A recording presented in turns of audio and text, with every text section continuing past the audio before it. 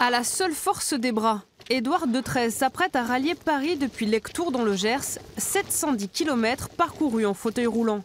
Il y a eu 1200 km, je crois, en fauteuil électrique. Mais 700 km, une distance comme ça, en fauteuil manuel à la force des bras, c'est vrai que ça s'est jamais fait. Donc on va commencer l'année sur les chapeaux de roue, quoi.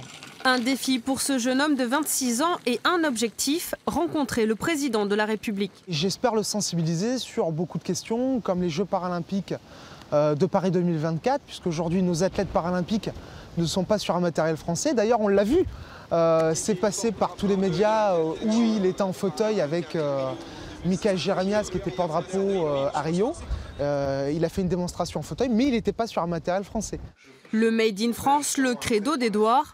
Handicapé moteur depuis sa naissance, lui et son frère commercialisent depuis 2 ans et demi des fauteuils roulants sportifs et actifs fabriqués dans le Gers. Ils cherchent des investisseurs, 500 000 € pour développer une nouvelle gamme. C'est notre dernière chance, puisque aujourd'hui, avec les moyens qu'on a pu mettre, et déjà on a investi beaucoup d'argent, on a pu homologuer et faire toute la production d'un seul modèle. Mais un seul modèle ne suffit pas. Aujourd'hui, il nous faut à peu près 4 à 5 fauteuils pour avoir une gamme complète. Mais si on n'a pas des investissements pour pouvoir faire le prototypage, l'homologation de ces 4 autres modèles, aujourd'hui, on ne pourra pas survivre. Génial! Pour la sécurité, tu vois, pour soutenir Édouard. Ouais, avec les réseaux sociaux.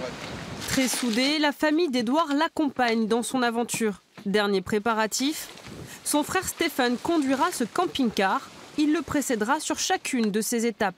Il va y avoir des arrêts approximativement tous les 5 km. Sur ces 5 km, il va falloir, on va dire, préparer des boissons, préparer peut-être une boisson chaude par rapport au climat, et puis le soutenir moralement. La traversée de l'espoir, comme il l'appelle, doit durer 20 jours. Édouard donne rendez-vous le 24 janvier devant le palais de l'Élysée.